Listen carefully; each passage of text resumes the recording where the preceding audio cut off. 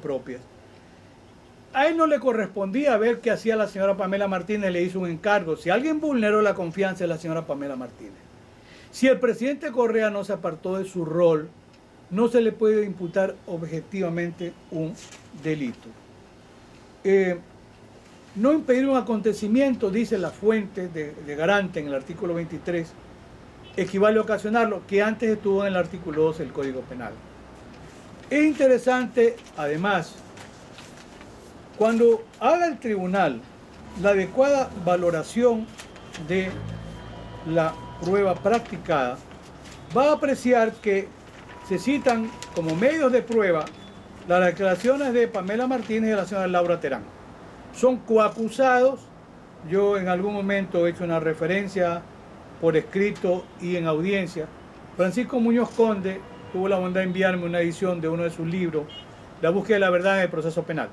Y está allí debidamente sostenido, como en España está desacreditada la valoración probatoria de las declaraciones de los coacusados. Como dice Francisco Muñoz Conde, los tribunales españoles han podido determinar que un poco lo que está pasando aquí, que hay la colaboración de alguna persona a un mando inferior para tratar de hacer un daño político a mandos superiores.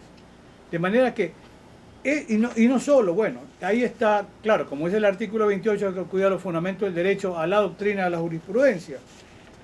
Hay que recordar también que hay una jurisprudencia de la Corte Interamericana de Derechos Humanos, Segarra Marín versus Perú, 2017.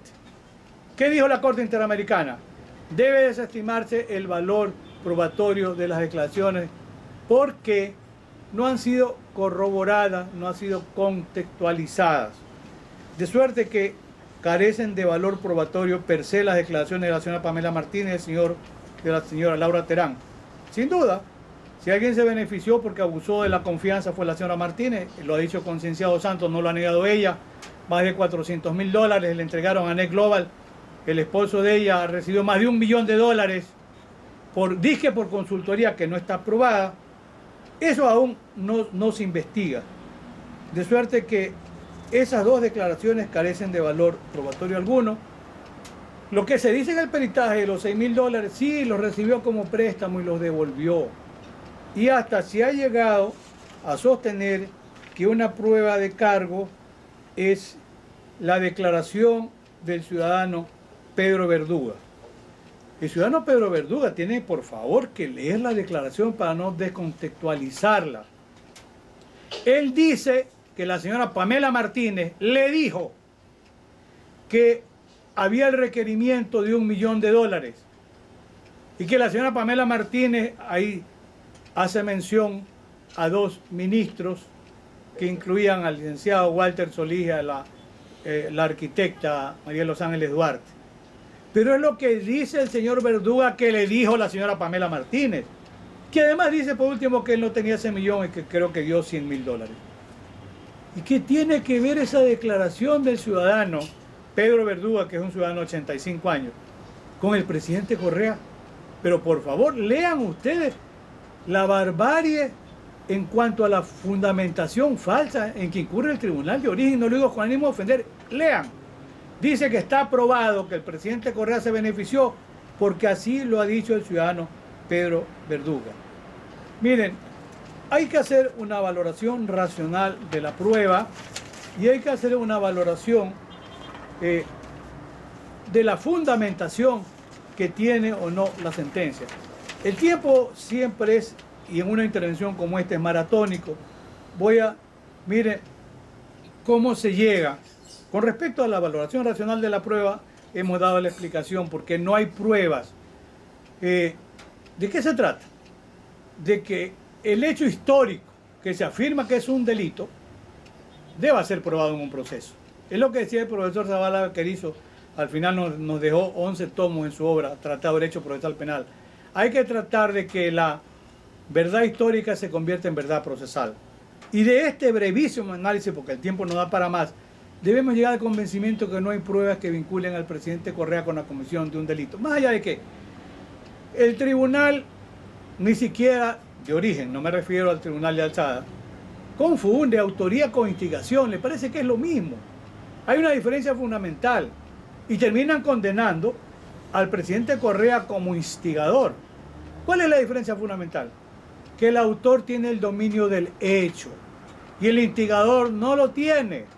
Entonces, si se condena a Correa como instigador, ¿cómo pueden imputarle, si no tenía dominio del hecho, de acuerdo con el razonamiento del tribunal, que tenga que ver, o sea, el inductor de un delito como el de cohecho?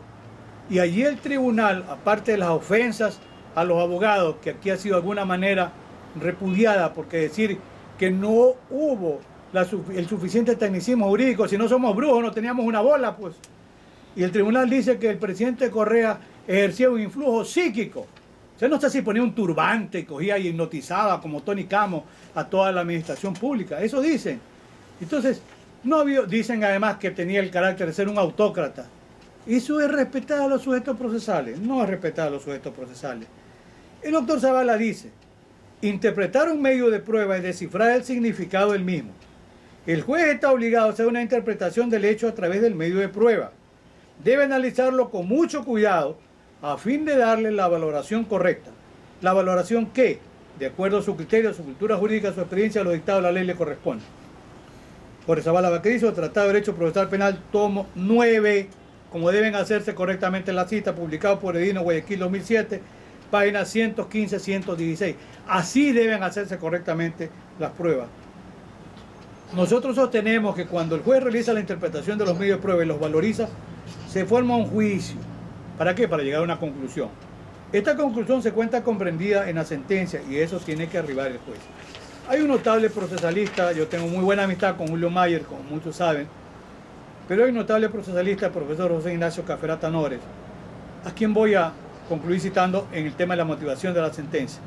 Pero hay un profesor, Roger Zabaleta Rodríguez, en un trabajo Razonamiento Judicial, Interpretación, Argumentación y Motivación de las Resoluciones Judiciales, publicado en Lima, 2004, que en la página 368 dice lo siguiente, abro comillas: una decisión es irrazonable, como es esta sentencia que ha sido impugnada, en términos amplios, cuando no respeta los principios de la lógica formal, contiene apreciaciones dogmáticas o proposiciones sin ninguna conexión con el caso, no es clara respecto a lo que decide, por qué decide y contra quién decide, no se funde en los hechos expuestos, en las pruebas aportadas, así como en las normas o los principios jurídicos, y en general cuando contiene errores de juicio y de actividad que cambian los parámetros del resultado de la decisión. Eso es el mejor calificativo para la sentencia que ha sido impugnada.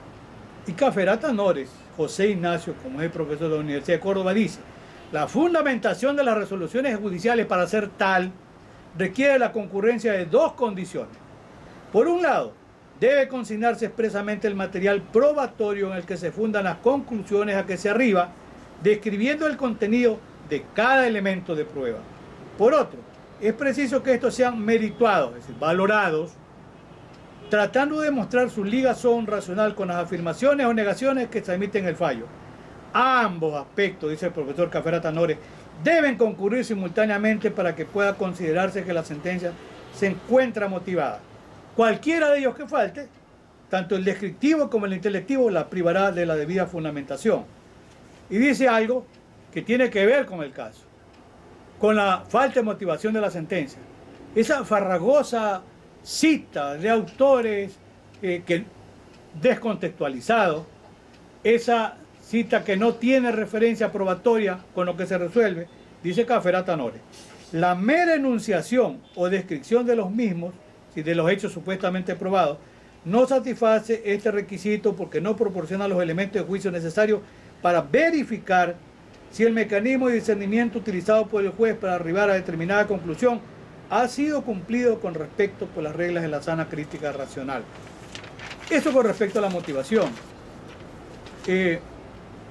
Para tratar de concluir, nosotros sostenemos primero que se violó el derecho de defensa del presidente Rafael Vicente Correa Delgado, que el tribunal tiene que examinar si hay violación del derecho a la inviolabilidad de la defensa, como ha sido consignado en Carminiani y Valencia versus Juez de Durán, como ha sido consignado también en el caso de Canese contra Paraguay del 2004, tiene el ineludible deber, para honrar su compromiso histórico, de declarar la nulidad de la audiencia de juicio, ordenar que otro tribunal, respetando las garantías del derecho al debido proceso, que no pueden ser garantías de papel, pues, cumpla con sustanciar adecuadamente un nuevo proceso en etapa de juicio.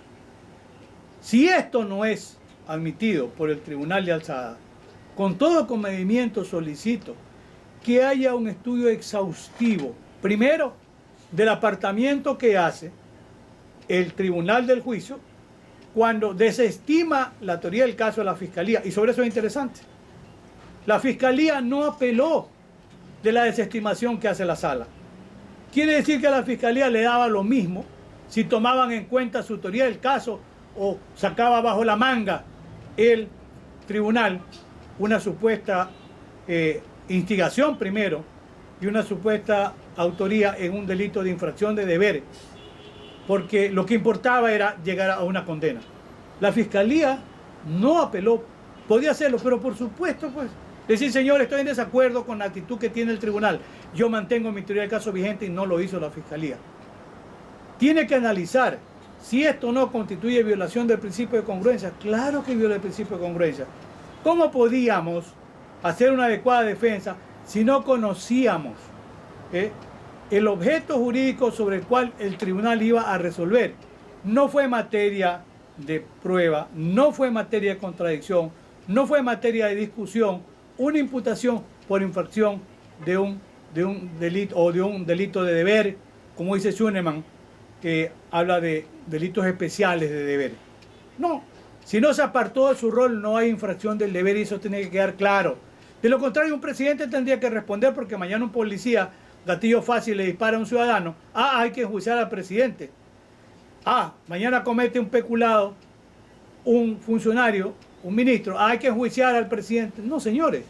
Cada cual cumple con sus obligaciones. Cada quien responde por lo que hace y por lo que deja de hacer.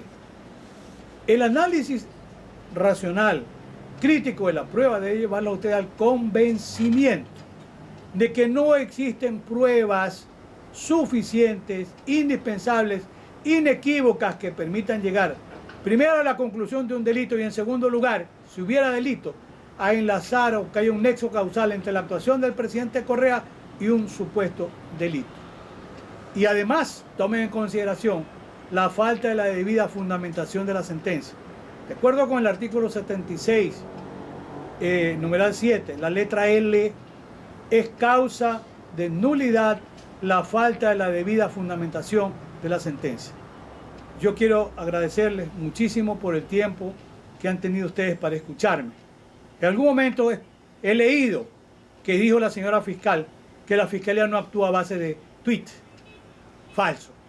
Aquí, ¿cómo se inició el proceso? Porque un día un teniente encontró en la madrugada, que no sé si estaba tan desocupado, un tuit que decía que Emil Lojas tenía una investigación por estos sobornos. Eso no es creíble.